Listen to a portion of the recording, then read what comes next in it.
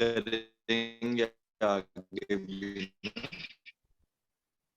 تو یہ آ گئے ہیں جی جی سر اسٹارٹ کرتے ہیں. وہ مثلا انٹرنیٹ بھی ڈسکنیکٹ ہو گیا ہمارا. جی سر اسٹارٹ کرتے ہیں.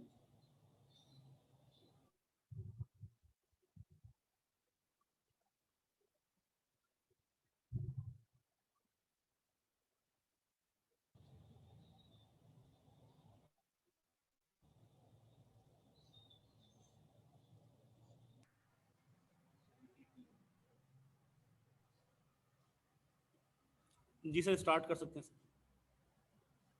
اچھا، کیا خیریت؟ آپ کا جنریٹر آف ہو گیا تھا؟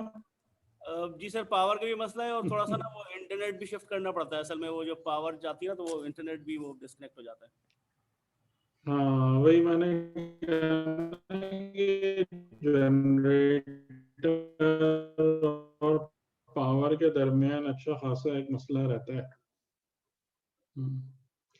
چلیے بہرحال میں اس کوشچن کو کیونکہ ٹائم پر زیادہ ویسٹ نہ ہو جائے، لیکن یہ کہ آفٹر دا کلاس تھوڑا سا مجھے بتائیے اور اپنے تاثرات بھی آپ لوگ شیئر کریں کہ ہاؤ یو آر فیلنگ، کہ کس طریقے سے جو ہم کر رہے ہیں، یا اگر کسی کے ذہن میں کوئی اور بات ہے امپروو ہو سکتا ہے تو وہ سجیشنز بھی دیں کہ کوئی ایسی اگر بات ہم انکلوڈ کر سکتے ہیں.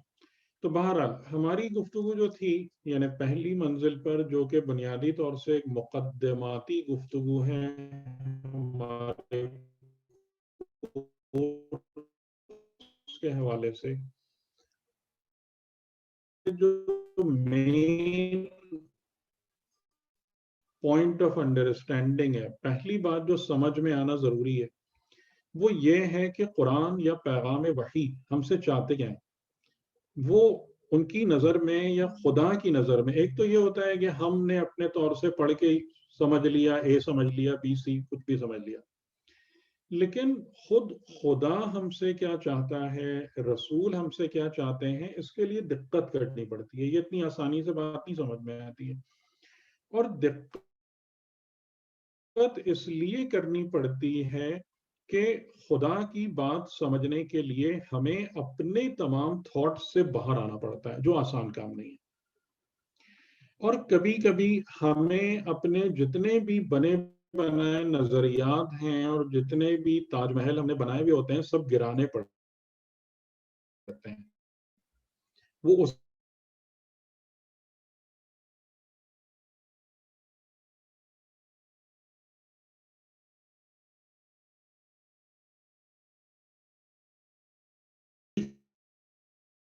کرنے میں وہ اسی مقام پر بھی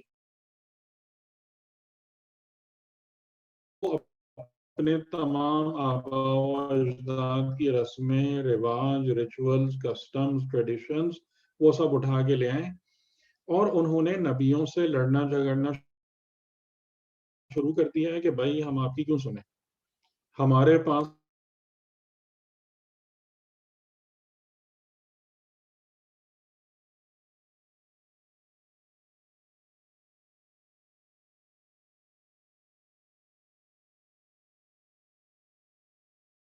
بہت لوگ جو دین سمجھ رہے ہوتے ہیں وہ ان کا اپنا من پسند دین ہوتا ہے جو انہوں نے خود بنایا ہوا ہوتا ہے، نہ کہ وہ دین ہوتا ہے کہ جو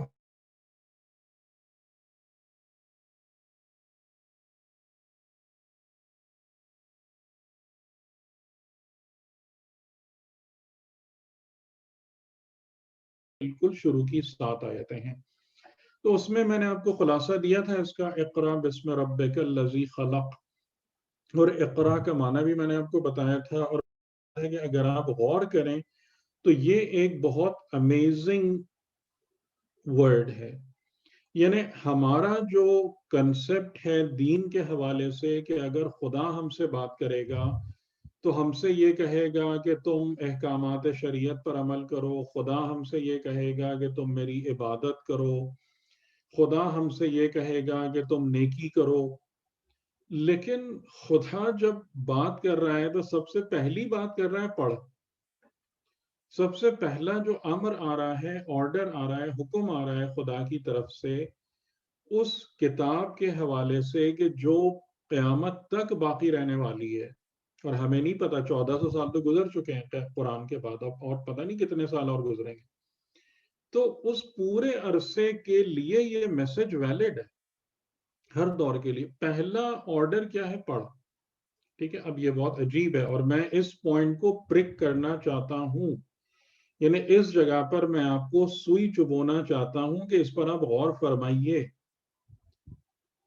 کہ رفتہ رفتہ انشاءاللہ ہمیں یہ بات سمجھ میں آنا شروع ہو جائے گی کہ جو ہمارا پورا ایک پرسپشن ہے، ایک نظام ہے سوچ و فکر کا، وہ کتنی جگہوں پر دین سے اور قرآن سے الگ ہٹتا ہے، ڈیویٹ کرتا ہے۔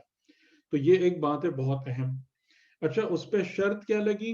بسم ربک، اپنے رب کے اسم کے ساتھ۔ اس کو میں نے واضح کر دیا تھا کہ جب تک انسان کچھ بھی پڑھے لیکن اگر وہ اسم رب کے سائے میں نہ ہو، یعنی اسم رب کے وسیلے سے، اسم رب کے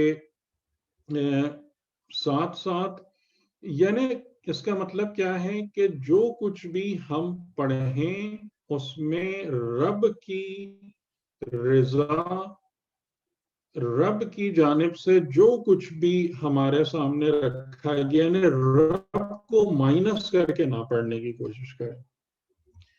کہ ہم اگر کائنات کو اسٹڈی کرتے ہیں تو کائنات کو اسٹڈی کرنے کے بعد ہم یہ نہ کہیں کہ سورج اور چاند اور ستارے اور سیارے سب اپنے اپنے مدار میں گردش کر رہے ہیں، بلکہ ہم یہ نتیجہ دیں کہ وہ خدا ہے کہ جس نے اس عظیم الشان نظام کو خلق کیا ہے اور ہر چیز کو اور ہر شے کو اپنے اپنے مدار پر اس نے قائم رکھا ہوا ہے۔ یہ نتیجہ دینا چاہیے۔ جو اسم رب کے سائے میں پڑھے گا وہ یہ نتیجہ دے گا، جو اسم رب کو ہٹا کے پڑھے گا وہ نتیجہ دے گا۔ جیسا کہ میں نے آپ کو بتایا بھی تھا کہ شروع میں جو یہ سائنٹسٹ وغیرہ ہیں، یہ بھی جب آج سے 400 سال پہلے، 300 سال پہلے تھے تو یہ ایسے ہی تھے جو میں بات کر رہا ہوں کہ نیوٹن نے بھی جو اپنی کتابیں لکھی ہیں تو اس میں بھی اس نے یہی کہا کہ خدا ہے کہ جس کے کام کو میں اسٹڈی کر رہا ہوں، یہ خدائی کام ہے جو کائنات جس کو میں کر رہا ہوں، یہ نہیں کہ وہ خدا کا تو پتہ نہیں ہے نہیں ہے، لیکن بس یہ سورج ایسا ہے، چاند ایسا ہے، زمین ایسا ہے۔ ٹھیک ہے، تو بسم رب کہ جب بھی تم زندگی کو اسٹڈی کرو تو اس کے بعد جو نتیجہ دو وہ خدائی اور الہی نتیجہ ہو، اس کے سائے میں۔ اور الذی خلق، جس نے خلق کیا۔ تو ہمارے پاس یہاں سے 2-3 بنیادی سوال آتے ہیں۔ ایک تو یہ کہ جب پڑھ ہے تو پڑھنے کا مطلب ہے کہ کیا پڑھوں، کیسے پڑھوں، کس طرح پڑھوں، پڑھنے کے لیے میرے پاس ٹولز کیا ہیں۔ ہمارے پاس نارملی جو کنسپٹ ہے پڑھنے کا وہ کتاب پڑھنے کا ہے، کہ اس سے زیادہ اگر کسی اور چیز کو پڑھنا کہا جائے تو ہمارے لیے تھوڑا سا اس کو گریسپ کرنا، سمجھنا ذرا سا مشکل ہو جاتا ہے کہ کیا پڑھنے کی بات ہو رہی ہے۔ لیکن جب خدا اقرا کہہ رہا ہے، پڑھ کہہ رہا ہے، تو اس کا مطلب خالی وہ لکھی ہوئی لفظی کتاب نہیں ہے۔ اور اس کی دلیل کیا ہے؟ اس کی دلیل جو میں نے آیت نیچے آپ کے سامنے لکھی ہے، اگر آپ کو، میں امید کرتا ہوں نظر آ رہی ہوگی، یہ سورہ نحل کی آیت نمبر 78 ہے۔ اور واللہ اخرجکم من بطون امہاتکم لا تعلمون شیئا، اللہ نے تم کو باہر نکالا، خرجہ نکالا، باہر نکالا، کہاں سے باہر نکالا؟ من بطون امہاتکم، تمہاری ماؤں کے بطن سے، بطون پلورل ہے اس کا، تمہاری ماؤں کے بطن سے تم کو باہر نکالا۔ لا تعلمون شیئا، کس حالت میں باہر نکالا؟ کہ تم کسی بھی چیز کا علم نہیں رکھتے تھے۔ یہ انسان جو اس زندگی میں آیا ہے وہ کس حالت میں آیا ہے کہ کسی بھی شے کا علم نہیں رکھتا تھا۔ لیکن اگلا سوال یہ ہے کہ کیا انسان بالکل ایمٹی، خالی ڈبے کی طرح ہے؟ نہیں، اس کا جواب یہ ہے کہ انسان خالی ڈبے کی طرح نہیں ہے کہ اس میں جو دل چاہے بھر دو، کچرا بھر دو یا کوئی بہت اچھی چیز ڈال دو۔ ایسا نہیں ہے انسان کا وجود۔ لا تعلمون شیئا ضرور ہے، لیکن اس کے ساتھ اللہ تعالیٰ نے انسان کو کچھ ایسی چیزیں دی ہیں کہ جو اس کے لیے گائیڈ ہیں، اس کو رہنمائی کرتی ہیں، اس کو کچھ ٹولز دیے ہیں، ایکوپمنٹ دیے ہیں، اوزار دیے ہیں کہ جن کے ذریعے سے وہ عالم ہو سکتا ہے۔ تو اگر ہم اس مسئلے کو حل کرنا چاہتے ہیں کہ انسان ایک خالی سلیٹ کی مانند نہیں ہے، بلکہ انسان اپنے اندر ایک چیز رکھتا ہے، ایک الہامی حالت رکھتا ہے، تو ہمارے پاس کون سی آیتیں؟ یہ والی آیت نہیں، ایک اور آیت ہے جو بہت مشہور ہے، میں نے اس لیے کوٹ نہیں کی کہ آپ کو یاد ہی ہوگی، سورہ والشمس کی آیت، کہ جس میں والشمس وضحاها والقمر اذا تلاها، اس کے بعد آخر میں کہا آتا ہے کہ وَنَفْسٍ وَمَا سَوَّاهَا فَأَلْهَمَهَا فُجُورَهَا وَتَقْوَاهَا، کہ جو نفس ہے جس کو خدا نے درست کیا، بیلنسڈ کیا، یعنی انسانی نفس کو یوں ہی نہیں ڈال دیا، انسانی نفس باقاعدہ ایک بیلنسڈ اسٹیٹ میں خلق ہوتا ہے، پیدا ہوتا ہے، اور اس کے بعد اس میں کیا خاص بات ہے؟ فَأَلْهَمَهَا فُجُورَهَا وَتَقْوَاهَا، اور وہ نفس الہام شدہ ہوتا ہے، ملہمہ ہوتا ہے، نفس ملہمہ کا ٹرم یوز کی جاتی ہے کہ نفس الہام شدہ ہوتا ہے۔ کس بارے میں الہام پیدا ہوتے ہی نفس کو ہوتا ہے؟ فجورہا و تقواہا، کون سی چیز مجھے خراب کر دے گی اور کون سی چیز مجھے پاک رکھے گی اور مجھے ترقی دے گی۔ اپنے فجور کا بھی الہام ہے نفس کے پاس، اپنے تقوی کا بھی الہام ہے نفس کے پاس، ٹھیک ہے؟ تو لا تعلمون شیئا، کہ تم علم نہیں رکھتے تھے، ابھی تم نے کچھ پڑھا نہیں ہے، تم کچھ جانتے نہیں ہو، لیکن اس کا مطلب یہ نہیں ہے کہ تم خالی ہو، اس کا مطلب یہ نہیں ہے کہ تمہاری حالت جو ہے نا وہ ایک ایمٹی باکس کی سی ہے کہ جس میں کچھ بھی ڈالا جا سکتا ہے، ٹھیک؟ تو الہام، یعنی اب اس الہام کا کیا مطلب ہے کہ اگر انسان اپنی ذات میں فسق و فجور ڈالے گا تو اذیت ہوگی، کیونکہ یہ انسان کی فطرت کے خلاف ہے، اور اگر انسان اپنے نفس میں پاکیزگی اور تقوی ڈالے گا تو اس کو سرور اور لذت حاصل ہوگی، کیونکہ یہ اس کی نفس کی حالت کے مطابق ہے، کمپیٹیبل ہے، ٹھیک ہے؟ تو یہ انسان کی خلقت کی بنیاد اور بیسس۔ لیکن اب یہ جو بات ہے، ہم اس آیت پہ آتے ہیں کہ خدا کی فرمائش ہے پڑھو، ریڈ کرو، اور جب ہم اس دنیا میں آ رہے ہیں تو ہم اس حالت میں ہیں کہ ہم کسی بھی چیز کا علم نہیں رکھتے، یعنی ابھی تک ہمیں کچھ نہیں پتا، ہم نے کچھ نہیں پڑھا ہوا۔ تو اب کیا خدا نے ہمیں کوئی چیزیں ہمارے ہاتھ میں پکڑائی ہیں، ہمیں پڑھنے کا کوئی طریقہ سکھایا ہے، ہمیں کوئی ٹولز دیے ہیں پڑھنے کے لیے؟ اس کا جواب یہاں پر آ رہا ہے کہ وَجَعَلَ لَكُمُ السَّمْعَ وَالْأَبْصَارَ وَالْأَفْئِدَةَ، کہ ہم نے تم کو اس کے ساتھ کیا دی؟ تین چیزیں دی، سمع، بصر اور فؤاد، ٹھیک ہے؟ میں اس کو اگلے پیج پر تھوڑا سا اس کو لکھ دیتا ہوں۔ ایک چیز کیا ہے؟ سمع،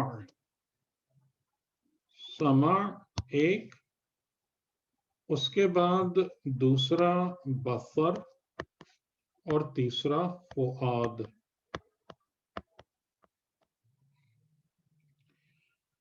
اچھا، اب یہاں پر ایک بات بہت غور سے سمجھیے گا کہ جب ہم قوت سماعت کہتے ہیں تو قوت سماعت کا مطلب انسان کے کان نہیں ہوتے، بلکہ قوت سماعت یا سمع جو خدا نے ہم کو عطا کیا ہے، اس کا مطلب یہ نہیں کہ دو کان دیے ہیں، بلکہ سمع کا معنی یہ ہے کہ ہم نے تم کو، کان تو ظاہری اوزار وہ ہیں، ٹولز ہیں، لیکن جو آوازیں تم سنتے ہو ان آوازوں کے ذریعے سے تم ایک حقیقت اور معنویت تک پہنچتے ہو، اس پر غور کر کے، ٹھیک ہے؟ صدا جو کانوں میں آتی ہے وہ صدا ایک باقاعدہ اپنے بعد ایک معنویت پیدا کرتی ہے، یعنی آپ کو یہ سمجھ میں آتا ہے کہ یہ صدا، یہ آواز کہاں سے آ رہی ہے، اور اس کے پیچھے، یعنی جیسے مثال کے طور پر آپ ابھی میری آواز سن رہے ہیں، ٹھیک ہے، یہ آپ کے کانوں میں جو بھی میکینزم ہے یہ اس آواز کو آپ کے وجود میں پہنچا رہا ہے، آپ کے نفس تک پہنچا رہا ہے، لیکن میرے لفظوں کی آواز کے پیچھے جو مطلب ہے وہ اس کا اس سننے سے، ساؤنڈ سے کوئی تعلق نہیں ہے، اس کا تعلق آپ کی معرفت سے ہے، آپ کے فہم سے ہے، آپ کے دماغ سے ہے۔ تو وہ چیز کہ آپ میری آواز سننے کے بعد اس پر غور کر کے جو کچھ مطلب اور معنی نکال پا رہے ہیں، یہ انسان کی قوت سماعت ہے، ٹھیک ہے، اس کو کہتے ہیں سماع۔ تو ہم نے تم کو کون سی کوالٹی دی کہ تم آواز کو سنو، یعنی سننا، ایک منٹ میں اس کو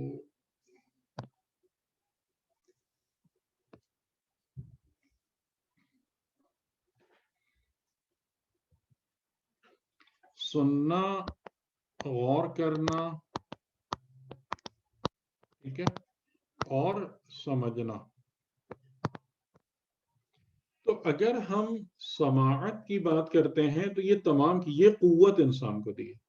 یعنی اگر مثال کے طور پر اگر میں ابھی ایک ایسی زبان میں بات کرنا شروع کر دوں جو آپ کو نہیں آتی، فرینچ میں بات کرنا شروع کر دوں، جرمن میں بات کرنا شروع کر دوں، تو کیا ہوگا؟ آپ تک میری آواز پہنچ رہی ہے، سمجھ میں کچھ بھی نہیں آ رہا ہے، یعنی آپ کیا کہیں گے؟ ہم سن رہے ہیں لیکن سماعت نہیں کر رہے، سننا ہے، سماعت نہیں ہے، ٹھیک ہے۔ آپ کو یہ فرق سمجھ میں آیا کہ ہم نے تمہارے لیے سماعت دی، یہ کوالٹی دی تمہارے اندر، یہ کوالٹی تم کو عطا کی۔ اس کے بعد دوسری کوالٹی کیا ہے؟ بصر۔ بصر کا مطلب ہے صرف دیکھنا نہیں ہے۔ اب آپ سمجھ گئے نا کہ بصر آنکھ کو نہیں کہتے، صرف دیکھنے کو نہیں کہتے، بلکہ دیکھنے کے بعد مشاہدہ اور مطلب تہ تک پہنچنا کسی شے کی، یہ ہے بصر۔ تو ہمیں بھی یہ بات ہم کہتے ہیں کہ کچھ لوگ جو ہیں وہ خالی دیکھتے ہیں، لیکن کچھ لوگ جو ہیں وہ صاحب بصارت اور بصیرت ہوتے ہیں، یعنی خالی دیکھ نہیں رہے ہوتے، دیکھنے کے بعد اس کا مشاہدہ کرتے ہیں اور اس کی تہ تک پہنچتے ہیں، اس کی حقیقت کو جانتے ہیں۔ اچھا، آپ اب چیزوں کو سماعت کر کے غور کر سکتے ہیں، سمجھ سکتے ہیں، دیکھ سکتے ہیں، مشاہدہ کرتے ہیں، تہ تک جاتے ہیں، فہم اور ادراک حاصل کرتے ہیں سماع اور بصر کے ساتھ، لیکن یہ آپ کے جو پڑھنے کی یا قرأت کی یا علم حاصل کرنے کی کیپیبلٹی ہے، اس کے لیے یہ کافی ٹولز نہیں ہیں، بلکہ آپ کو کیا چاہیے؟ جیسے آپ کا کمپیوٹر ہے، کہ آپ کا کمپیوٹر خالی پروسیسر سے نہیں چلتا کہ آپ کہیں کہ جناب پروسیسر جو ہے نا اس کا دماغ ہے، اس میں ساری چیزیں ڈیٹا پروسیس ہو جاتا ہے، جب تک آپ کے پاس میموری موجود نہ ہو۔ اگر میموری نہ ہو آپ کے کمپیوٹر میں تو سارا کی ساری پروسیسنگ بیکار ہے۔ تو پریزرو کرنے کے لیے جو بھی آپ غور کرتے ہیں، سمجھتے ہیں، ادراک اور فہم حاصل کرتے ہیں، اس کو پریزرو کرنے کے لیے خدا نے ہم کو ایک چیز دی ہے جس کو فؤاد اور قلب کہا جاتا ہے، ٹھیک ہے۔ یعنی یہاں پر آ کے آپ کے تمام تجربات اور جو کچھ بھی آپ سیکھتے اور سمجھتے ہیں وہ پریزرو بھی ہوتا ہے، اور پھر وہاں سے اس کی نئی نئی راہیں بھی آپ کے لیے کھلتی ہیں۔ تو آپ کو سمجھ میں آ گیا کہ خدا نے اگر ہم سے کہا ہے پڑھو، پڑھ، تو اس حکم کے دینے سے پہلے خدا نے ہمیں تمام کے تمام وہ نظام بنا کے دیا ہے، وہ تمام ٹولز، آلات، ابزار پرووائڈ کیے ہیں کہ جن کے ذریعے سے ہم پڑھ سکتے ہیں یا ہمیں پڑھنا چاہیے، ٹھیک۔ اس پر اگر کوئی سوال ہو آپ لوگ نوٹ کر لیجئے گا، پوچھ لیجئے گا۔ تو ہمیں کتنی چیزیں ملی پڑھنے کے لیے؟ 3 چیزیں ملی: سماعت، بصارت اور قلب یا فؤاد، اور لعلکم تشکرون تاکہ امید ہے کہ تم شکر گزار ہو جاؤ، یعنی تم شکر گزار ہونے کا کیا مطلب ہے کہ تم ان فیکلٹیز کو صحیح طریقے سے استعمال کرو، اور سماعت اور بصارت اور فؤاد کو یوز کرو پڑھنے کے لیے جو ہم نے تم سے کہا ہے، قرأت کے لیے، سمجھنے کے لیے۔ یہاں پر میں آپ کو ایک بات اور بھی عرض کر دوں کہ جو تھوڑا سا اس میں ایک ذرا سا گہرائی والا پہلو ہے کہ جب ہم سماعت اور بصارت کی بات کرتے ہیں تو بہت دفعہ انسان ان چیزوں کو بھی سنتا ہے جہاں پر کوئی آواز نہیں ہوتی۔ میں یہ ایک مثال کے طور پر آپ کو یہ بات عرض کرنا چاہتا ہوں کہ جیسے، اور یہ مثالیں قرآن کریم میں بھی ہیں، کہ آپ فار ایگزامپل کسی ایک آرکیولوجیکل سائٹ پہ گئے، آرکیولوجیکل مطلب یہ کہ جو آثار قدیمہ ہے، جیسے ہمارے کراچی کے قریب مکلی کا قبرستان ہے، یا ٹھٹا کے اندر شاہجہانی مسجد اور وہ سب جگہ، ٹھیک ہے، آپ مکلی کے قبرستان میں گئے کہ جو 500 سال 700 سال پرانا ہے، آپ جب وہاں پر کھڑے ہوتے ہیں تو کیا آپ کو آواز سنائی دے رہی ہوتی ہے؟ ظاہراً کوئی آواز نہیں ہوتی، قبرستان میں سناٹا ہوتا ہے، ٹھیک ہے، لیکن اس کے باوجود بڑی کلیئر آوازیں سنائی دے رہی ہوتی ہیں اس کے لیے لمن کان لہو قلب، جس کے لیے واقعاً قلب ہے، جس کے پاس واقعاً قلب ہے۔ اور وہ کون سی آواز ہے کہ دنیا کا مال جمع کرنا، دنیا کی ریاست، دنیا کی شہرت سب فانی ہے۔ اگر آپ اس قبرستان میں گھوم رہے ہیں، وہاں پر سیر کر رہے ہیں، آپ کو کوئی بولتا ہوا نہیں سنائی دے رہا وہاں پہ، لیکن ہر جگہ سے یہ صدا اٹھ رہی ہے۔ یہ کیپیبلٹی بھی انسان کی سماعت میں شامل ہے، ٹھیک ہے، یعنی میں آپ کو یہ سمجھانا چاہ رہا ہوں کہ یہ قرأت کا جو پڑھنے کا اسکوپ ہے یہ کتنا وائڈ ہے، اور اس پڑھنے کے حوالے سے خدا نے ہم کو کیا کچھ عطا کیا ہوا ہے، یعنی وہ تمام ٹولز کے جہاں پر کوئی آواز نہیں ہوتی، جہاں پر منظر نامے نہیں ہوتے، وہاں بھی ہم چیزوں کو دیکھ پاتے ہیں اور سمجھ پاتے ہیں اور سماعت کر پاتے ہیں۔ اور پھر فؤاد، یعنی اس میں پریزرو کرو، جو جانو جو سیکھو اس کو ضائع نہیں کرو، اس کو پریزرو کرو، سیو کرو، اور پھر اس کے بعد اس میں سے نتیجے برآمد کرو، ٹھیک ہے۔ تو یہ ہم کو سمجھ میں آ گیا ہے کہ جب قرأت کی بات ہو رہی ہے تو قرأت کے لیے خدا نے تمام چیزیں بھی بنا کے دی ہیں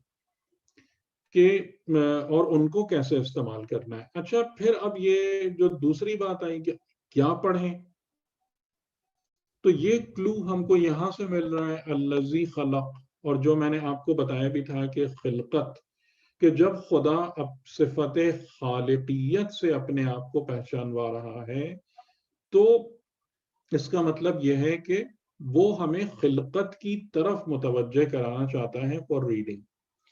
ایک آیت میں نے آپ کو بتائی تھی کہ خلقت کے حوالے سے کہ خلقت میں ہے کیا؟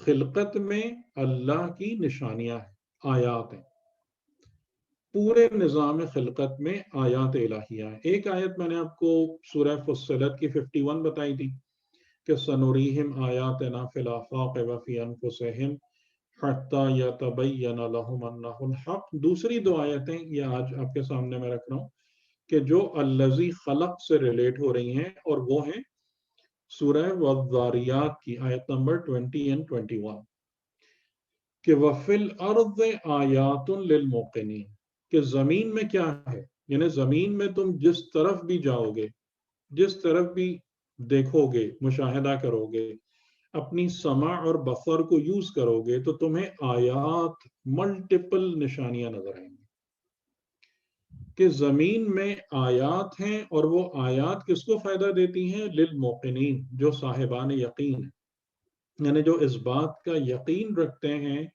کہ اس پورے نظام کے پیچھے خالق اور مدبر ہے، جو اس بات کا یقین رکھتے ہیں انہیں زمین میں ہر جگہ اس کی نشانیاں نظر آئیں گی، کیونکہ نشانی ہمیشہ کسی کی طرف پوائنٹ کرتی ہے، انڈیکیٹ کرتی ہے۔ تو جو بھی نشانی ہے وہ یعنی آیت الہی، تو ہر آیت ہر نشانی خدا کی طرف پوائنٹ آؤٹ کر رہی ہوگی.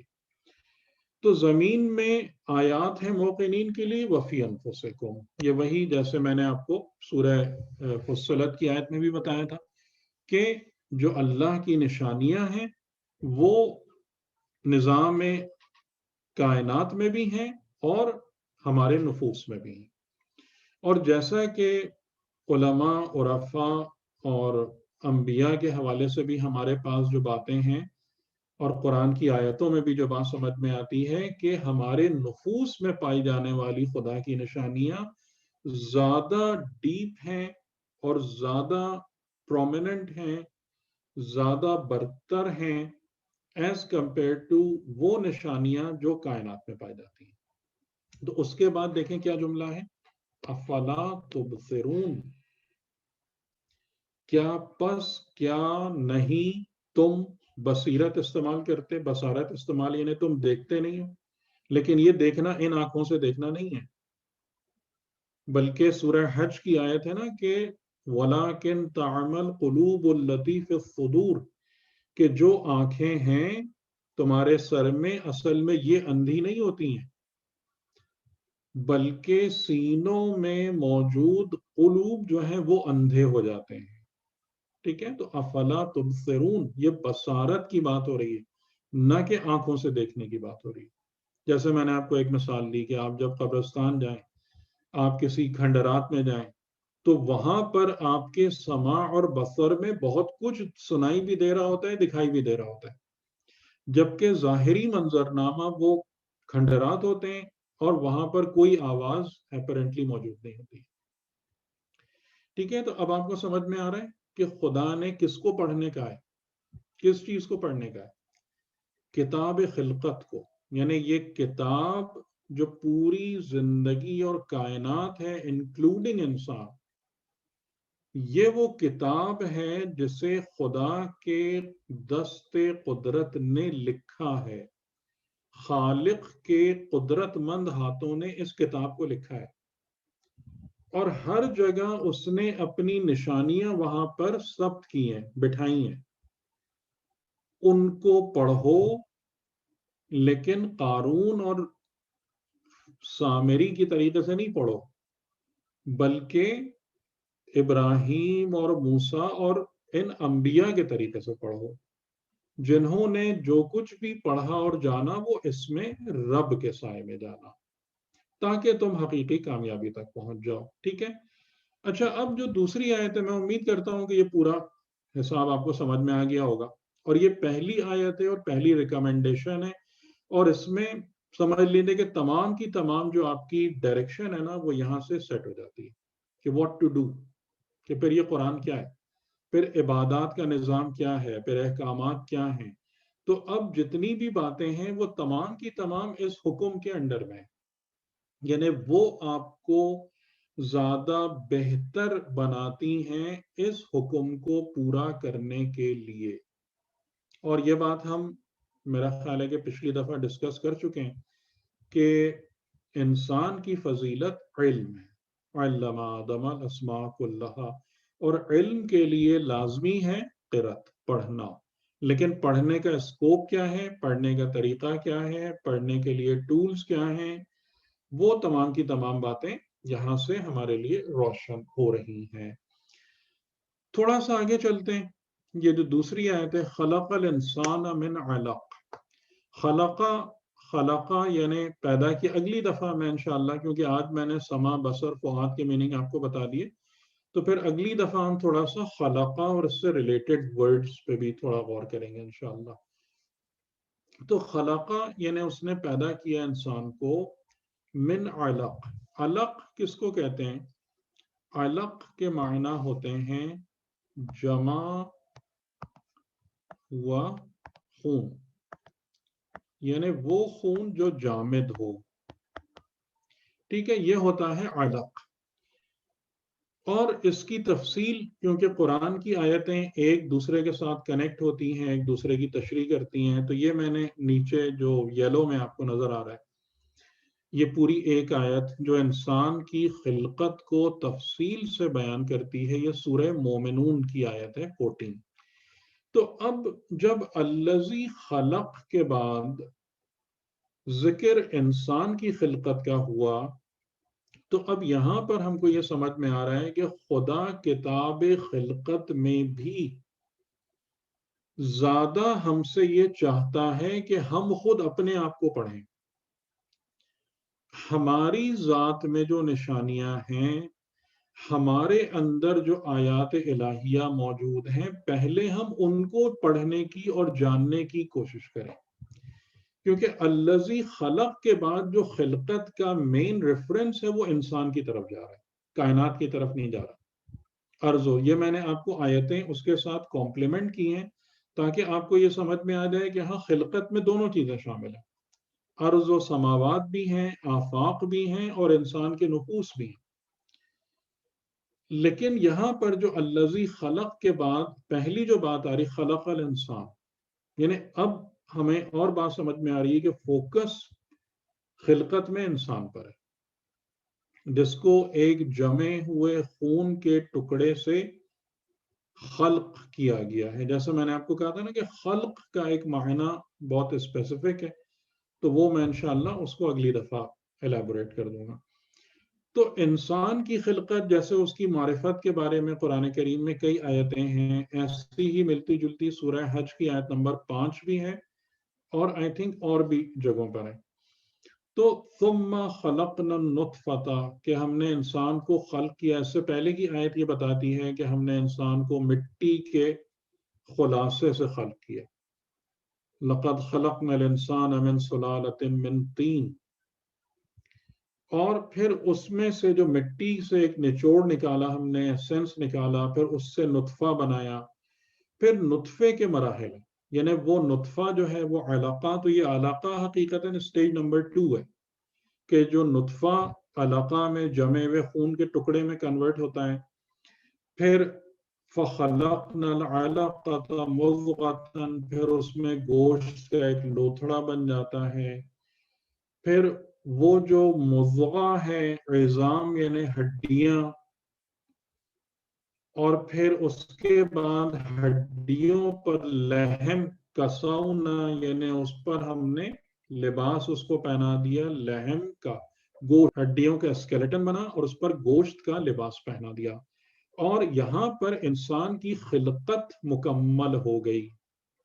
یعنی خلقت کا کون سا پہلو مکمل ہو گیا؟ جو ہم جانتے ہیں فزیکل، ہماری باڈی فزیکل سیلف کمپلیٹ ہو گئی، اور فزیکل سیلف کی ابتدا کہاں سے بھی تھی؟ مٹی سے بھی تھی، اور مٹی میں سے جو ایسنس نکلا اس سے نطفہ بنا، پھر علقہ، پھر علقہ، اور یہاں پر جو most important point to note ہے کہ وہ ایک ہی چیز ہے جو کنورٹ ہوتی جا رہی ہے، ٹرانسفارم ہوتی جا رہی ہے، یعنی کہ نطفے میں علقہ ڈال دیا، ایسا نہیں ہے، بلکہ وہی نطفہ جو ہے وہ خون کا ایک ٹکڑا بنا جس میں حرکت نہیں تھی، پھر وہی چیز گوشت کا لوتھڑا بن گئی، پھر اسی گوشت کے لوتھڑے میں ہڈیاں آ گئیں، پھر اس پر مزید لحم، اس کا لباس آ گیا باقاعدہ فلیش کا، اور یہاں پر پہنچنے کے بعد انسان کی فزیکل کنسٹرکشن جو ہے وہ مکمل ہو گئی،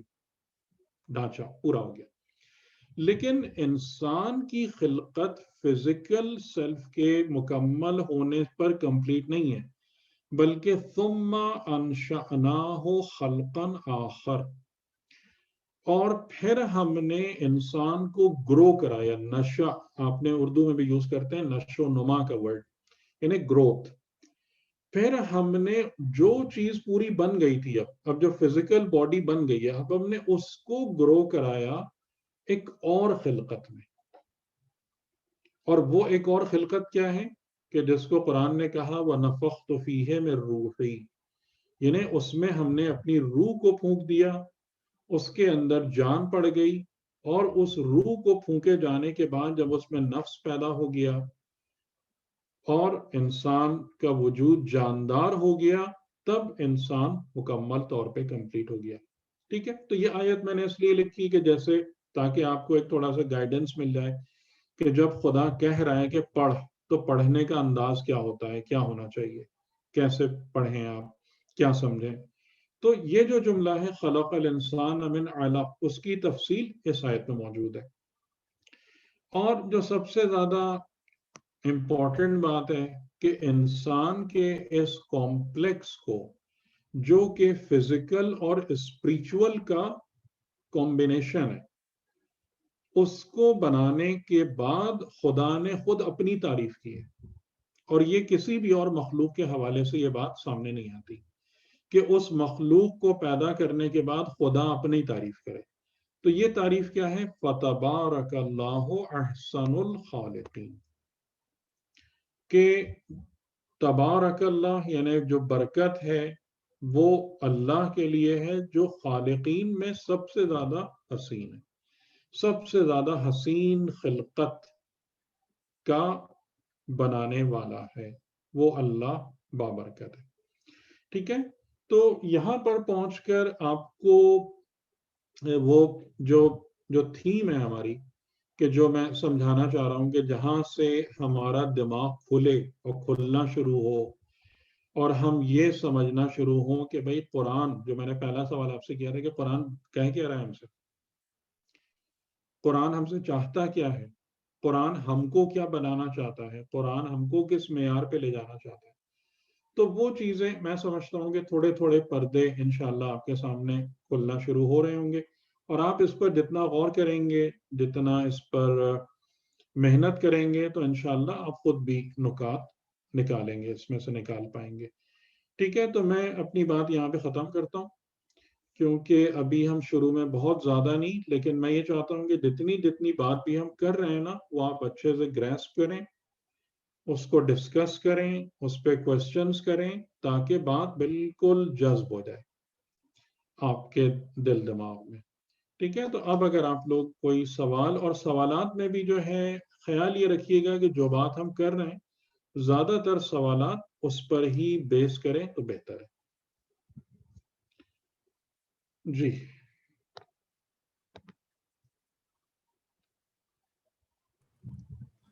جی سر، ایک سوال ہے سر.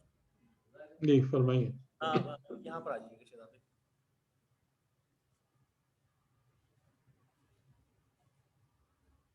جی سوال میرا یہ ہے جی کہ اس میں ہم نے 3 چیزوں کو تو ڈسکس کیا ہے، سمع، بصر اور فواد. عقل کا کانسیپٹ کہاں گیا؟ بیچ میں عقل تو آئی نہیں، کیوں نہیں ہے؟ ڈسکشن میں آئی. کیوں نہیں ہے؟ قلب کو آپ کیا عقل؟ اگر آپ میری بیان کی بھی تعریف کو تھوڑا سا سمجھیں، جی جی سمع اور بصر کی تعریف ہم نے کیا بیان کی؟ جی، اس کے اندر جو بیان کیا گیا ہے وہ تو یہ ہے کہ پہلے اس کو مشاہدہ کرنا ہے، پھر غور کرنا ہے، اور پھر اس کو سمجھنا ہے. تو تو سمجھنے یہ جو غور ہے، جو آواز آپ سنتے ہیں، اس پہ غور کون سی چیز کر رہی ہے؟ اچھا، وہ جو غور کر رہا ہے اس کے لیے عقل ہے. تو آپ نے یہاں پر جو 3 چیزیں لکھی ہیں تو اس میں ایک عقل بھی تو ہونی چاہیے تھا. اس لیے کہ دین کی نظر میں جو عقل ہم کہتے ہیں نا، دین کی نظر میں عقل کی تعریف بہت ڈیفرنٹ ہے. آپ جو یعنی آپ اور ہم نارملی جس بات کو عقل کہتے ہیں وہ تفکر ہے، قوہ فکری ہے، جی یا پروسیسنگ پاور ہے. ٹھیک ہے، جو ڈیٹا آپ ان پٹ کرتے ہیں اپنی سماعت اور بصارت سے، اس کے لیے آپ کو ایک پروسیسنگ مشینری چاہیے. جی حقیقتاً اب اسی کو عقل کہتے ہیں. تو قرآن کی نظر میں وہ قوہ تفکر ہے، فکر کرنے کی طاقت ہے، پروسیسنگ پاور ہے. تو وہ تو سمع اور بصارت میں بلٹ ان ہے. جو میں نے آپ کو بات عرض کی کہ آواز کا سننا یا کسی منظر کا دیکھنا نہ سمع ہے نہ بصر ہے. ٹھیک ہے، تو وہ جو قوہ فکری ہے، تفکر، تدبر، وہ اس میں بلٹ ان ہے سماعت اور بصارت میں. یعنی بغیر اس قوت کے، تفکر و تدبر کے، آپ سماعت اور بصارت پر پہنچ ہی نہیں سکتے. مطلب یہ تو کمپلیٹ ہی نہیں ہوگا جب تک کہ آپ اس کو سمجھیں اور سمجھ نہ لیں. غور کرنا کے لیے ہاں لیکن جب آپ سما دیکھیں، جب آپ ہیئرنگ اور لسننگ، سینگ اور آبزرونگ، ٹھیک ہے، ایک ہوتا ہے سی ٹو سی، ایک ہوتا ہے ٹو آبزرو، ٹھیک ہے وہ میں سمجھ گیا. اسی طریقے سے ایک ہوتا ہے ٹو ہیئر، ایک ہوتا ہے ٹو لسن. تو قرآن اگر آپ سے یہ بات کرے کہ میں نے تم کو 2 کان دیے اور 2 آنکھیں دی، تو آپ کا سوال بالکل صحیح ہے کہ بھائی وہ تفکر اور تعقل کہاں گیا پھر، کیونکہ کان اور آنکھ سے تھوڑی مسئلہ حل ہوتا ہے. لیکن قرآن یہ نہیں کہہ رہا ہے، قرآن یہ کہہ رہا ہے کہ ہم نے تم کو سماعت اور بصارت دی. تو سماعت اور بصارت میں وہ تمام فیکلٹیز بلٹ ان ہیں کہ جیسے آپ اگر کہیں بھی مطلب سائنٹیفک اس میں بھی دیکھیں، میں اگر آپ کو تھوڑا سا حوالہ دوں، مجھے نہیں پتا کہ آپ کا بیک گراؤنڈ کیا ہے، لیکن آپ اگر دیکھنے کے بھی منظر کو، دیکھنے کے پورے سسٹم کو اسٹڈی کریں تو آپ آنکھ سے نہیں دیکھتے ہیں، آپ دماغ سے دیکھتے ہیں. جی صحیح ہے. یعنی نارملی جو آپ کا میکینزم ہے وہ آپٹیکل نروز اور ریٹینا پہ جا کے امیج بنتا ہے، یہاں آپ کی آنکھوں کے لینس میں تھوڑی امیج بنتا ہے جو آپ دیکھ رہے ہیں. تو آپ کسی بھی طریقے سے اس کو دیکھیں، وہ دماغ کہیں سے بھی ایبسنٹ نہیں ہے. لیکن قرآن نے ایک جامع ورڈ یوز کیا ہے کہ اگر ہم اس کو سمجھ لیں کہ سماعت اور بصارت کہتے کس کو ہیں تو وہ پورا نظام سمجھ میں آ جائے گا، مطلب جس میں سے دماغی اور فکری قوتیں کہیں سے بھی ایبسنٹ نہیں ہیں. مطلب یہ پورا کمپلیٹ پیکج آپ نے اس کو سما اور بصر کے رکھا ہے، عقل کو الگ سے بیان نہیں کیا گیا، یا عقل کا عقل کے معنی ہے، لیکن سما اور بصر کے آپ جب میننگ کو سمجھ لیں گے تو آپ کو یہ بات سمجھ میں آ جائے گی کہ سماعت اور بصارت دیکھنے اور سننے کو نہیں کہتے ہیں. یہ تو ٹولز ہے جی یہ ٹولز ہے، آنکھیں یہ ٹولز ہیں. ٹولز ہے، اور پروسیسر تو پیچھے جیسا کا پروسیسر ہے، تو ہاں پروسیسر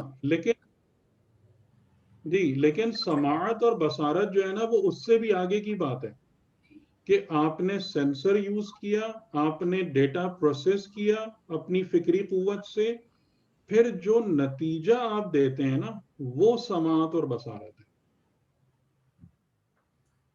ٹھیک ہے. تو قرآن تو بہت ہی مکمل ٹرم ہم کو دے رہا ہے. صحیح.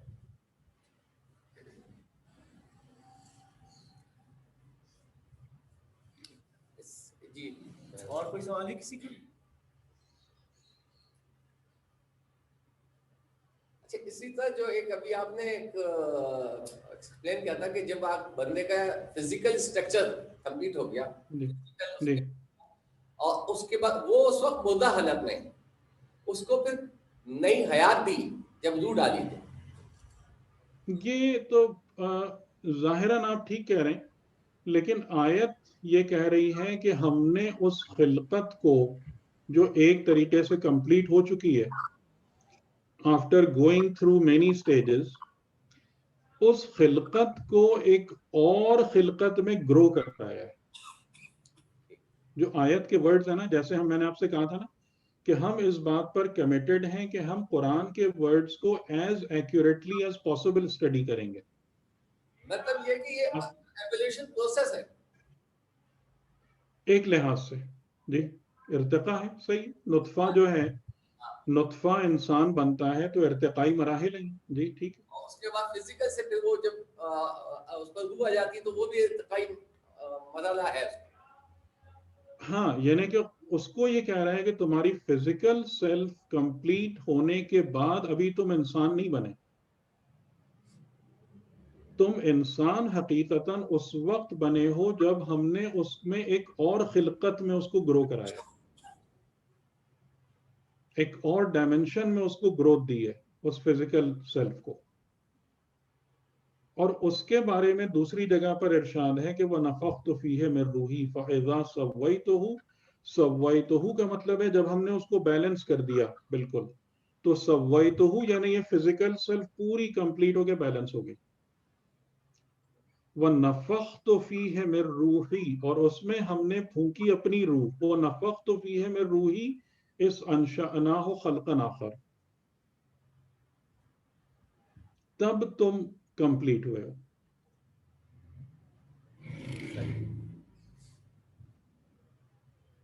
ठीक है, सवाल पूछना। जी आपका सवाल इधर सर, एक फौहर का सवाल मैं बढ़ जाता हूँ, इधर आ जाइए आप। अस्सलाम वालेकुम सर। रूह क्या, वालेकुम अस्सलाम।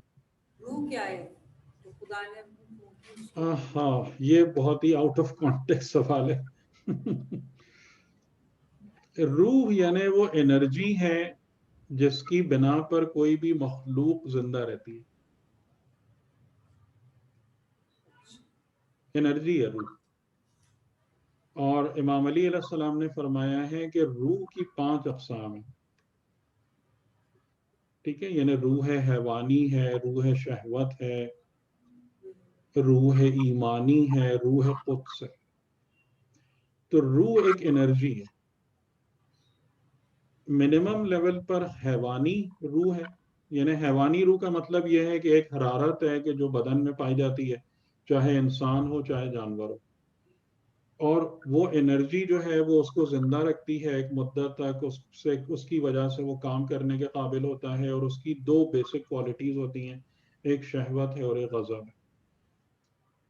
लेकिन अगर इंसान है तो उसमें एक और एनर्जी ऐड होती है जो रूह ईमानी है, और उस नई एनर्जी के ऐड होने की बिना पर आपके सामने वो दरवाजे खुल जाते हैं जो हैवानात के सामने नहीं है। और ये रूह ईमानी ही होती है कि जिसकी बिना पर हम अक्ल और ये सब चीज़ों के अहल हो जाते हैं। और फिर अगर उससे भी ऊपर चले जाएं, यानी कि जो मासूमीन अलैहिस्सलाम का डोमेन है, तो वहां पर रूह कुद्स है, जो अगर आप देखें कि जहां पर तीसरा पारा शुरू होता है, तिलकर रुसुल फज़्ज़लना बअज़हुम अला बाज़, तो उसमें हजरत ईसा अलैहिस्सलाम का जिक्र है, और उनसे कहा उनके बारे में कहा गया कि वह अय्यदनाहु बिरूहिल कुदस, कि हमने उनकी मदद की रूह कुद्स के जरिए से।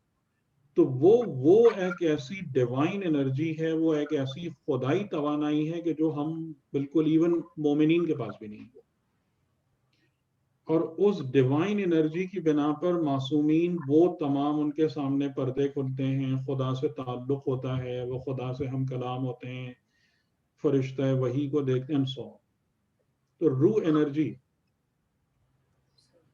जो एक मिनिमम लेवल पर हैवानी उसमें फॉर्म में एग्जिस्ट करती है, उससे ऊपर ईमानी हालत है, और सबसे टॉप लेवल पर कुद्स, यानी वो पाकीज़ा तरीन रूह है।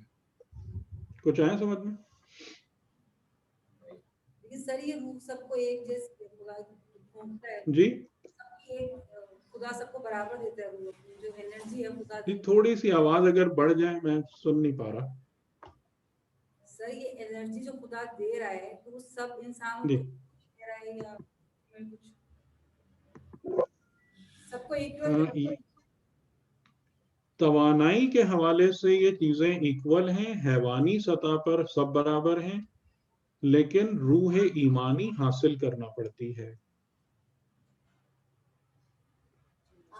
रूह ईमानी पकी पकाई नहीं मिलती किसी को भी।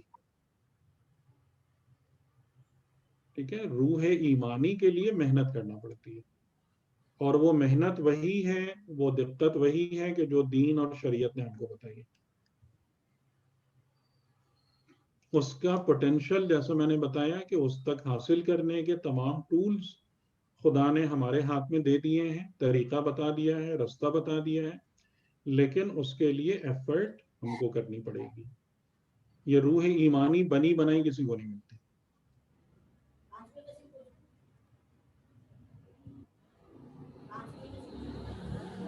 सर रूह की आपने 4 किस्में बताई सर, 5वीं कौन सी है सर? यही है, मतलब जैसे रूह शहवत है, रूह गजब है, मैं देख लूंगा इसको, लेकिन मेनली जो है ना, उसको यूं समझ लें कि मेन कैटेगरीज 3 है। ایک روح وہ ہے جو حیوانی سطح پہ ایگزسٹ کرتی ہے، حیوانی ہے یعنی کہ جس سے یہ بدنی زندگی جنریٹ ہوتی ہے. اور بدنی زندگی کے اندر دو چیزیں مین ہیں، ایک شہوت ہے، غضب ہے. شہوت کا مطلب یہ ہے کہ ان چیزوں کو طلب کرنا، حاصل کرنا جو آپ کے بدن کے لیے فائدہ مند ہے یا اٹریکٹیو ہے. اور غضب کا مطلب یہ ہے کہ ان تمام چیزوں کو اپنے سے دور کرنا کہ جو آپ کے بدن کے لیے نامناسب ہیں یا آپ کو اچھی نہیں لگ رہی. یہ مل کے جو ہے نا یہ حیوانی زندگی اور یہ روح حیوانی یہاں تک ہے. تو انسان بھی اسی روح حیوانی کے ساتھ پیدا ہوتا ہے اس کے ساتھ، لیکن جب اس کو اللہ تعالیٰ نے سمع، بصر و فؤاد دیے ہیں جو اسپیشل گفٹس ہیں انسان کے لیے، تو پھر خدا کہہ رہے ہیں نا لعلکم تشکرون، کہ یہ اسپیشل گفٹس دینے کے بعد ہم تم سے امید رکھتے ہیں کہ تم ان کے شکر گزار ہوگے. شکر گزار ہونے کا اصل مطلب ہی یہی ہوتا ہے کہ اس کو صحیح طریقے سے استعمال کرو گے. تو اگر اس کو صحیح استعمال کیا، سمع اور بصر و فؤاد کو، جو میں نے بتایا کہ آیت بتا رہی ہے کہ اس کو کہاں استعمال کرنا ہے، اس کو کتاب خلقت پڑھنے میں استعمال کرنا ہے. اور یہ پڑھنا اس میں رب کے سائے میں ہو تو وہ روح ایمانی اور وہ چیزیں ملنا شروع ہو جائیں گی، وہ انرجی فلو ہونا شروع ہو جائے گی ہمارے اندر.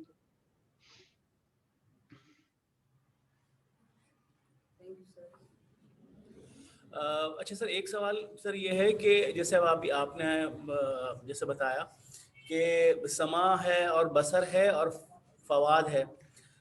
فواد نہیں، فؤاد سر.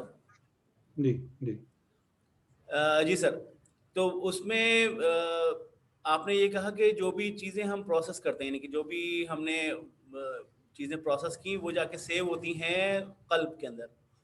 ہاں، قلب یا فؤاد. جی تو بنیادی طور پر جو ہمارا جو ابھی پہلے کانسیپٹ یہ تھا کہ ہم تو ذہن نشین کرتے تھے، کہ یعنی کہ ساری چیزیں جو ہم سیو کرتے ہیں تو ذہن میں کرتے ہیں.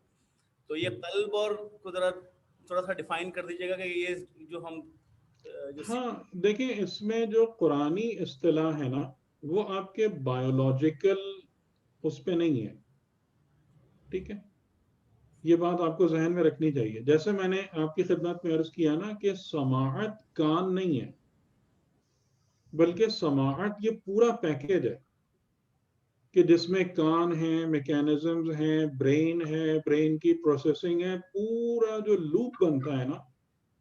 اور پھر اس لوپ میں سے سب کچھ گھومنے کے بعد جو نتیجہ ہم دیتے ہیں اور قلب کی طرف یا فؤاد کی طرف بھیجتے ہیں، اس قوت کا نام سماعت ہے.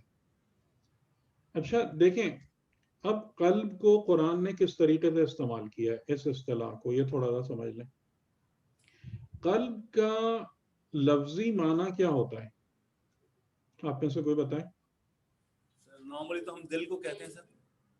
نہیں، قلب کا لٹرل میننگ کیا ہے؟ آپ لوگ ماشاءاللہ عربی گرامر ووکیبلری بھی تو پڑھ رہے ہیں.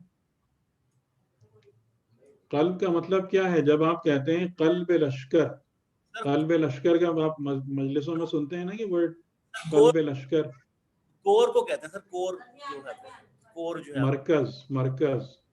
ٹھیک ہے، قلب یعنی مرکز. آپ دل کو قلب کیوں کہتے ہیں؟ جسم کے درمیان میں. جی، اس لیے کہ قلب جو ہے یعنی دل آپ کے بدن کے مرکز میں پایا جاتا ہے، اس لیے کہتے ہیں قلب. قلب کا مطلب دل نہیں ہے. بات سمجھ میں آ رہی ہے؟ بات سمجھ میں آ رہی ہے آپ لوگوں کو؟ ٹھیک ہے، تو اب جب قرآن قلب کی ٹرم یوز کر رہا ہے تو اس کا مطلب دل نہیں ہے. اس کا مطلب کیا ہوا؟ تمہارے وجود کا مرکز. کلیئر ہوئی بات؟ جی، جب قرآن کہہ رہا ہے قلب تو وہ یہ بایولوجیکل ٹرمینالوجی نہیں یوز ہو رہی ہے، کیونکہ دیکھیں قرآن ہر انسان کے لیے ہدایت ہے نا. ہر دور میں، ہر جگہ میں، ہر زمین میں. تو اس لیے قرآن وہ ٹرمز اور وہ لینگویج یوز کرتا ہے جو اکراس دا بورڈ کامن ہوتی ہے. وہ لینگویج یوز نہیں کرتا جو خالی ایک مخصوص طبقے کے لوگ سمجھتے ہیں یا جانتے ہیں. تو قلب کا مطلب ہے انسانی وجود کا مرکز. اور اگر اس کو اور تھوڑا سا آپ دیکھیں تو یعنی ہمارے وجود کا مرکز یعنی میرا نفس، اور میرے نفس کے ساتھ تمام چیزیں جڑی ہوئی ہیں. یعنی میری سماعت بھی جڑی ہوئی ہے، میری بصارت بھی جڑی ہوئی ہے، برین پاور بھی ہے، تھنکنگ پاور بھی ہے، اور یہ تمام کی تمام چیزیں کنیکٹ ہو رہی ہیں میرے وجود سے، میرے مرکز سے. یہ وہ چیز ہے جو قرآن ہم کو سمجھا رہا ہے as a complex of human personality.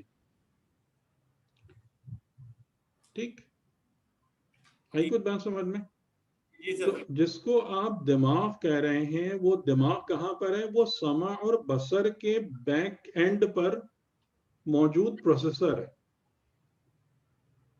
ٹھیک ہے، یعنی کہ جس کو آپ دماغ یا ذہن کی بات کرنا چاہ رہے ہیں، اس کی اس پورے کمپلیکس میں جگہ کہاں پہ بنتی ہے کہ یہ قوت سماعت اور بصارت کے پیچھے جو یعنی اس کے فرنٹ اینڈ پہ کیا ہے؟ آپ کی آنکھیں اور آپ کے کان، اور اس کے بیک اینڈ پہ کیا ہے؟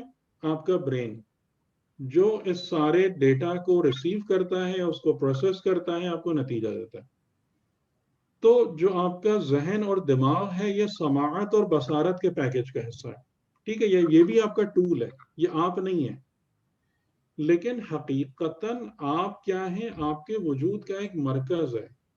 اس وجود کے مرکز میں کیا ہوتا ہے کہ جتنا بھی آپ چیزیں پروسیس کرتے ہیں سماعت اور بصارت کے ذریعے سے، وہ تمام کی تمام جا کے وہاں پر سیو ہوتی ہیں آپ کے وجود میں، آپ کے مرکز میں سیو ہوتی ہیں، دماغ میں نہیں، آپ کے وجود میں. اور اس کا ثبوت میں آپ کو دوں، جب انسان مر جاتا ہے تو دماغ ختم ہو جاتا ہے کہ نہیں؟ ہو جاتا ہے. انسان کی یادداشتیں بھی ختم ہو جاتی ہیں. یادداشت باقی رہتی ہے.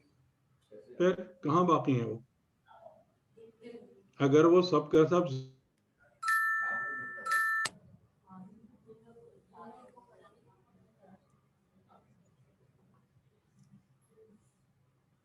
جی سر.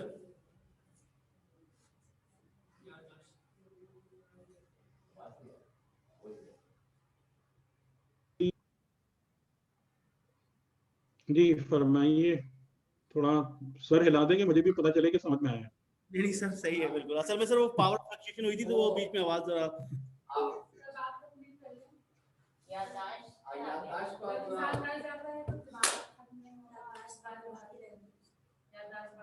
سر. آخری بات جو سر ہم نے سنی ہے وہ یہ ہے کہ انسان مر جاتا ہے اور اس کی یادداشت باقی رہتی ہے.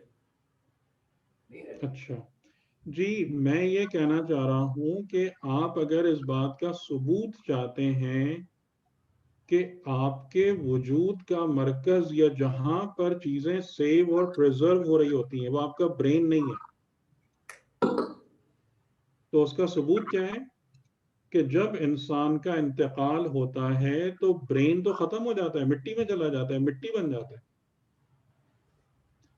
تو پھر مرنے کے بعد یا آپ اس بات کے قائل ہوں گے سب گیا ختم. لیکن اگر ہم اس بات کو، اچھا اور یہ چیز جو ہے نا اب خالی دینی اعتبار سے نہیں، مطلب ایکسپیریمنٹل ایویڈنس بھی اس بات کی ہے کہ انسان کا وجود باقی رہتا ہے جسم کے مرنے کے بعد. تو وہ کون سی چیز ہے جہاں پر یہ سب سیو ہو رہا ہے؟ وہ برین تو نہیں ہوا نا، پھر وہ دماغ تو نہیں ہوا. جو آپ کے وجود کا مرکز ہے، جہاں پر یہ تمام، جس کو قرآن فؤاد کہہ رہا ہے، جس کو قلب کہہ رہا ہے، جو قلب کے معنی آپ نے سن لیے تھے. قلب جو میں نے بتایا تھے کہ قلب یعنی مرکز، قلب کا مطلب دل نہیں ہے، قلب یعنی مرکز. تو آپ کے وجود کا ایک مرکز ہے جہاں پر آپ کی سماعت اور بصارت کے تمام نتائج سیو ہوتے ہیں، محفوظ ہوتے ہیں، اور جہاں سے آپ کا ارادہ اور اختیار بنتا ہے، جس کی بنا پر اور وہ جو آپ کے وجود کا مرکز ہے اور آپ کا قلب ہے، وہ آپ کا یہ نہ یہ فزیکل ہارٹ ہے نہ فزیکل برین ہے. ٹھیک ہے؟ ٹھیک ہے سر. تو قلب کی اصطلاح کیوں استعمال ہوئی ہے؟ قلب کی اصطلاح اس لیے استعمال ہوئی ہے کہ قرآن ہم کو یہ سمجھانا چاہ رہا ہے کہ تمہارے وجود کا ایک مرکز ہے کہ جہاں سے تمام چیزیں نکلتی ہیں اور تمہارے جتنے بھی معاملات ہیں سب کا سب اسی کی طرف لوٹتے ہیں. اور اسی بنا پر ایک دلیل یہ بھی قائم کی جاتی ہے کہ امام جو ہے نا، امام اور امامت کا جو کنسپٹ ہے یہ ہر جگہ پر موجود ہے.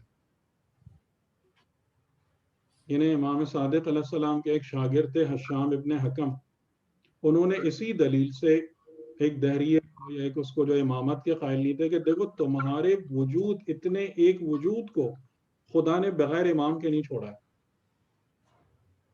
یعنی ایسا نہیں ہے کہ تمہاری سماعت اپنی مرضی سے کام کرے، تمہاری بصارت اپنی مرضی سے کام کرے، ایسا نہیں ہے، بلکہ یہ تمام کے تمام رپورٹ کرتے ہیں تمہارے قلب کو. سر ایک سوال ہے. جی سر یہ قلب سلیم اور فؤاد میں کیا فرق ہے؟ میں سن نہیں پا رہا ہوں. آپ قریب جی میں سن نہیں پا رہا ہوں. سر سوال یہ ہے کہ قلب سلیم میں اور فؤاد میں کیا فرق ہے سر؟ دیکھیں قلب فؤاد تو سمجھ لیں کہ ایک چیز ہے، قلب ہے، انسان کے وجود کا مرکز ہے، لیکن جو قلب ہے وہ ہمارے ہاتھوں میں ہے نا. ٹھیک ہے، ہمارے اختیار میں ہے نا کہ ہم اس کو کیا بناتے ہیں، اس کی کیا حالت کرتے ہیں. تو اگر ہم اس کو شک اور شرک سے پاک کر دیں گے، پاک رکھیں گے، تو وہ قلب سلیم ہو جائے گا. اور اگر ہم اس کے اندر وہ تمام خرابیاں ان پٹ انہیں گھسنے دیں گے تو وہ قلب جو ہے وہ ساقط ہو جائے گا، فہو ساقط، ضائع ہو جائے گا. تو یہ قلب اور فؤاد تو میرے ہاتھ میں ہے کہ میں اپنی سماع سے اپنی بصر سے کیا ڈالتا ہوں اس کے اندر. خرافات نعوذ باللہ، فلمیں دیکھتے رہیں بیٹھ کے، خالی ڈرامے دیکھتے رہیں بیٹھ کے، بیکار جہاں پر فضول گوئی ہونے والی محفلیں ہیں وہاں بیٹھے رہیں، تو کیا ہو رہا ہے؟ آپ کی سماع اور بصر سے مسلسل ان پٹ جاری ہی نہیں جا رہی. کہاں جا رہی ہے؟ آپ کے قلب میں جا رہی ہے، آپ کے فؤاد میں جا رہی ہے. اس سماع اور بصر سے جو کچھ اندر جا رہا ہے اس سے آپ کا قلب بن رہا ہے یا نہیں بن رہا؟ آپ کے وجود کا جو مرکز ہے، آپ کی ذات بن رہی ہے نہیں بن رہی ہے؟ ٹھیک ہے. تو اب اس کے بعد اگر ہم اپنی سماع اور بصر سے یہ سارے ہی یہ گند ڈالتے رہیں، نعوذ باللہ نعوذ باللہ، تو آخر میں وہ جو فؤاد اور قلب کی کیا حالت بنے گی ہم خود سمجھ سکتے ہیں. اور قلب سلیم کے بارے میں چھٹے امام نے فرمایا کہ قلب سلیم کون ہوتا ہے؟ یعنی سالم، جس میں ضائع نہیں ہوا کچھ، جس میں ویسٹ نہیں ہے. وہ کون سا قلب ہوتا ہے؟ جس میں نہ شک ہے نہ شرک ہے، جو اپنے آپ کو شرک سے بھی پاک کر لے اور شک سے بھی پاک کر لے. جیسے ابھی میں نے آپ کو بتایا نا، وَفِي الْأَرْضِ آیَاتٌ لِلْمُوقِنِينَ، ارض میں آیت ہے صاحبان یقین کے لیے. صاحبان یقین وہ ہوتے ہیں جو شک سے پاک ہوتے ہیں. جی جی آپ. یہ کہ جب انسان مر جاتا ہے مرنے کے بعد زندگی ہوتی ہے اس ماں کے سب. اچھا میں کچھ بھی نہیں سن پا رہا، آپ لوگوں کو سامنے ہی آنا پڑے گا. سر سوال جو مجھے سمجھ میں آیا وہ اس طرح ہے کہ جب ہم مر جاتے ہیں تو اس میں پھر کیا ہوتا ہے کہ ہم قبر میں تلقین پڑھتے ہیں اور جس میں اسما افہم ہے اس میں یہ کلمے ہم ادا کرتے ہیں. تو اس کا ذرا سینس کے بارے میں ہے کہ اس کی کیا سینس بنے گی اس تو لحاظ وہی میں آپ سے کہہ رہا ہوں نا کہ اصل میں جو آپ کی کوالٹی ہے وہ آپ کے قلب میں ہے نا، کہ آپ کے ظاہری ٹولز ختم ہو گئے. آنکھ نہیں ہے، کان نہیں ہے، دماغ نہیں ہے، لیکن آپ کا جو اصل وجود ہے وہ کیا ہے؟ کان، آنکھ، دماغ تھوڑی ہے. آپ اصل میں کیا ہیں؟ وہی ہے جس کو قلب کہا جا رہا ہے. تو اس کے اندر سماعت کی کوالٹی بھی موجود ہے اس کے اندر، سننے ادراک کی کوالٹی بھی موجود ہے، اور وہ تمام چیزیں ہیں کیونکہ اصل میں جو چیز ایڈریس ہو رہی ہے وہ انسان کا قلب ہے، یعنی انسان کے وجود کا مرکز ہے، نہ کہ اس کی باڈی ہے، نہ کہ اس کے کان اور آنکھیں، یہ سب ہماری زندگی میں اوزار کی مانند ہیں. ٹھیک ہے، یہ اوزار ختم ہو گئے، یہ ٹولز ختم ہو گئے، اب دوسری چیز سامنے آ گئی، ایک نئی زندگی میں ہم چلے گئے. لیکن وہاں بھی بس ایک بات کر کے میرا خیال ہے کہ پھر ہم بات اپنی فنش کرتے ہیں کہ دیکھیں ایک بات وہاں پر بھی جو آپ نے تلقین کے حوالے سے کی ہے نا، اس میں ایک بہت امپورٹنٹ پوائنٹ ہے کہ جس نے دنیا کی زندگی میں لا الہ الا اللہ یا محمد الرسول اللہ یا ان الموت حق و صراط حق، اگر دنیا کی زندگی میں اس پیغام کو سماعت نہیں کیا ہے، سماعت کا مطلب سمجھ رہے ہیں نا آپ لوگ، سماعت کا مطلب سننا نہیں ہے، سماعت کا مطلب ہے سن کے غور کر کے نتیجہ دے کر فؤاد تک پہنچانا. بات آ رہی ہے سمجھ میں؟ سننا، غور کرنا، سمجھنا، نتیجہ دینا کس بنیاد پر؟ کہ جیسے رسول نے کہا لا الہ قولوا لا الہ الا اللہ تفلحوا، جتنے لوگ آپ کے ارد گرد تھے سب نے سنا یا نہیں سنا؟ سنا، جتنے بھی کفار وہاں پہ تھے سنا. سننے کے بعد ان کو بات سمجھ میں آئی، نتیجہ کیا دیا انہوں نے؟ ہم نہیں مانتے. ٹھیک ہے، تو اصل سماعت کا جو مین آؤٹ پٹ ہے وہ نتیجہ ہے جو ہم دیتے ہیں، اور اس نتیجے کو پہنچاتے ہیں اپنے قلب تک، اور وہ وہاں محفوظ ہو جاتا ہے. ٹھیک ہے، تو جس نے اپنی زندگی میں ان ساری آوازوں کو سماعت نہیں کیا، یعنی اس کو کہا گیا کہ ان الموت حق، لیکن وہ اپنی زندگی غفلت میں گزارتا رہا. اس کو کہا گیا کہ صراط حق، اس نے کبھی پرواہ نہیں کی اس کی کہ مجھے صراط پہ سے گزرنا ہے. تو جب قبر میں آپ اس کو کہیں گے افہم، تو کیونکہ اس کی سماعت میں یہ سب کچھ موجود نہیں ہے، اس کے فؤاد نے اس میسج کو پریزرو نہیں کیا ہے کسی بھی فارم میں، تو بہت زیادہ امکان اس بات کا ہے کہ کچھ بھی فہم میں نہیں آئے گا. یہ سماعت کی، یعنی سماعت اور بصارت کی یہ بہت امپورٹنٹ بات ہے. ٹھیک ہے، یہ سماع اور بصر جو خدا نے دیے بہت امپورٹنٹ ہے کہ اس کو ہمیں سننے سے نہیں ہے سماع، یہ دیکھنا نہیں ہے بصارت، حقیقتاً وہ نتیجہ ہے. کہ آپ لوگوں نے سورہ مدثر پڑھی ہے، ذہن میں ہے آپ لوگوں کے؟ سورہ مدثر میں خدا نے ایک شخص کے بارے میں کہا ہے کہ فَقُتِلَ كَيْفَ قُدِّرَ ثُمَّ قُتِلَ كَيْفَ قُدِّرَ، کہ قتل کر دیا جائے کہ اس نے کیا نتیجہ نکال کے دیا ہے. آپ دیکھیے گا جا کے یہ کس شخص کے بارے میں ہے. یہ ایک شخص تھا ولید بن مغیرہ، جو عرب میں بڑے ہی ٹاپ لیول کا آدمی سمجھا جاتا تھا، اور اس نے نتیجہ کیا نکال کے دیا تھا کہ پہلے اس نے جب قرآن کی آیتیں سنی تھی تو وہ آیتیں سن کے مطلب ایک اس میں سرور میں آ گیا تھا، اور اس کے منہ سے یہ جملہ نکلا تھا کہ ما ھذا کلام البشر، کہ یہ انسان کا کلام نہیں ہے. اور کیونکہ وہ وہاں کی بہت ٹاپ لیول کی پرسنالٹیز میں تھا اس معاشرے کی، تو لوگوں میں ہلچل مچ گئی کہ ولید نے محمد کا دین قبول کر لیا. اور آپ کو پتہ ہی ہے کہ 62 لوگ اگر ایک طرف آ جائیں تو عوام تو ویسے ہی پیچھے چلے جاتے ہیں. تو یہ جتنے بھی تھے ابو جہل وغیرہ، یہ سب ولید کے کیا ہوا یہ تم نے کیسے بول دیا، پھر اس پر اب شیطان سوار ہونا شروع ہوا. ٹھیک ہے، اور اس نے کہا کہ مجھے ایک رات غور کرنے دو. جب وہ غور کر کے باہر آیا تو کہنے لگا ہاں میں نے غور کرنے کے بعد اس بات کو سمجھ لیا ہے کہ یہ کلام جو ہے یہ جادو ہے، نعوذ باللہ. تو اس کی سماعت کیا ہوئی؟ اب آپ سمجھ رہے ہیں اس کی سماعت کیا ہوئی؟ اس کو خدا نے کیا کہا؟ قتلا، وہ قتل کر دیا جائے. کیف قدرا، کیا نتیجہ نکال کے لائے؟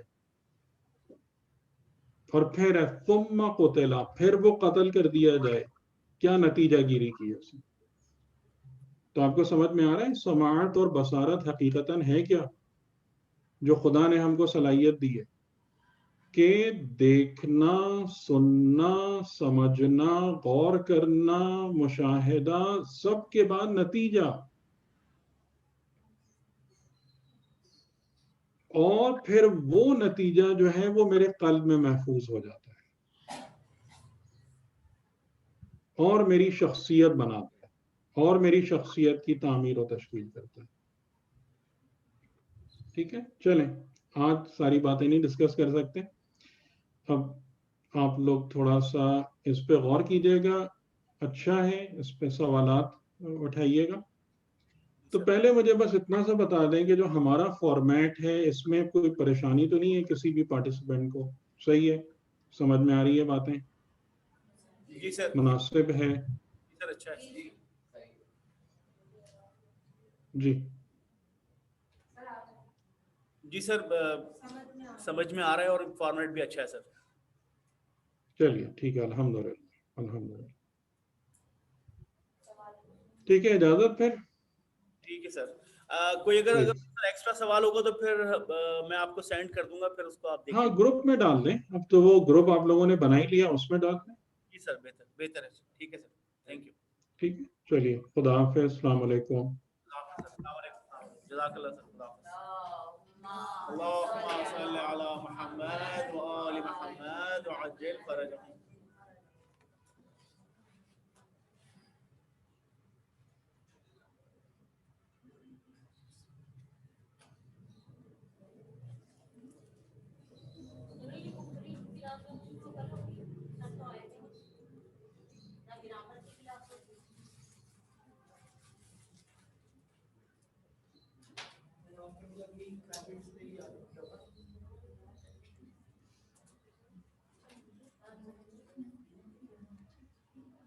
ایک تو یہ سجیسٹ کریں گے کہ ایک بریک ہونا چاہیے بیچ میں. ابے نہیں، یہ چائے مشکل ہو جائے گی. ہم اس کی اگر کوئی گڑبڑ ہوتی ہے تو سیٹ اپ بھی کر سکیں گے اور تھوڑا سا آپس میں ڈسکس کر لیں گے کیا کہاں پر. ابے جب دوبارہ سے کنیکٹ تو کرو، پتہ نہیں وہ کہاں چلی گئی اس کی اسکرین.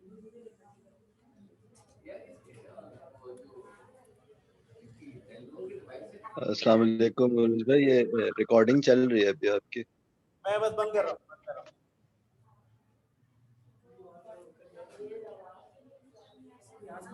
لاگ آؤٹ کر دینا. ایک منٹ رکو. ارے یار ایک منٹ، اس کا ماؤس نہیں آ رہا نا میرے پاس. یہاں سے نہیں لاگ آؤٹ کرنے کا آپشن آئے گا. اوپر سے ڈی کیو لکھا ہوا سائن آؤٹ. آپ تو بتاؤ گے ریکارڈنگ مطلب وہ سلمان بھائی کال پہ گئے، سر چلے گئے. اچھا اچھا، وہ جو بند کرو. اچھا، وہ بھی گروپ میں بیٹھے تھے. وہ بیٹھے، ہاں وہ بیٹھے ہوئے تھے نا گروپ میں، وہیں سے آئے تھے وہ. ایک تو اس کے ساتھ بھی چیک کر لوں، اس بھائی بھی لگا ہوا یہیں پہ، کبھی بیک اپ پہ ڈسپلے ہو ہمارے پاس. کون سا ریموٹ تھا یہ اس کا؟ تو اس کا ابھی کچھ پرابلم ہوئی ہے تو بیک اپ، ہاں تو بیک اپ مل جائے گا نا اس کا، تو ریموٹ مل جائے گا.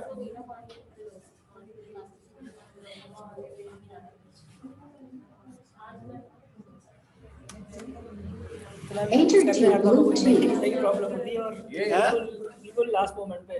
ہاں لیکن ہم پہلے سے بیٹھے ہوئے نا، اس کو ہم دیکھ رہے تھے، سب کنیکٹ کر کے دیکھ رہے تھے. پہلی بار آڈیو کا ایشو، پہلی بار ہوا انٹرنیٹ کا عجیب سا ایشو ہوا. آج کی کیا تھی کلاس، کون سی تھی ہماری؟ 6 تاریخ ہے نا آج. 6 کی بھی 3 میٹنگز آ رہی ہیں نا، دیکھتا ہوں بار بار ڈسکنیکشن اور وہ 3 ویڈیو آئیں گے نا. 6 کی تو تینوں کو آپ کیا کریں گے؟ نہیں آ گیا یہ 561 MB کی آ گئی نا، یہ والی صحیح ہے.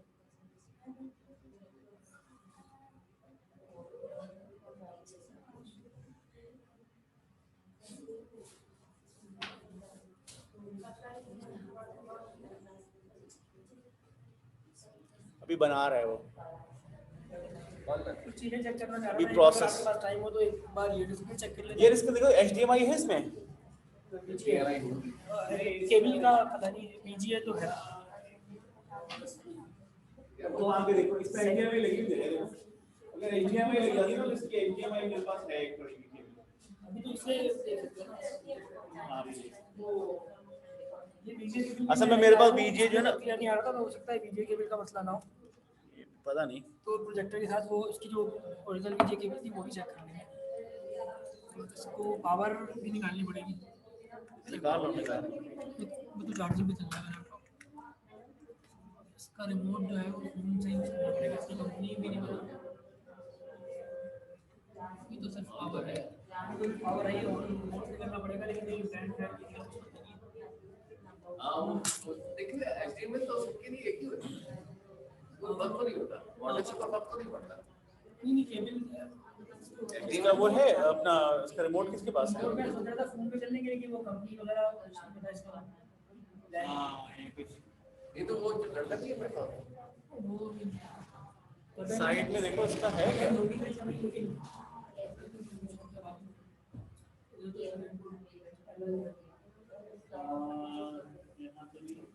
بٹنس تو ہوں گے فزیکل لیکن نہیں پیچھے یہ رہو ادھر بٹن ٹھیک ہے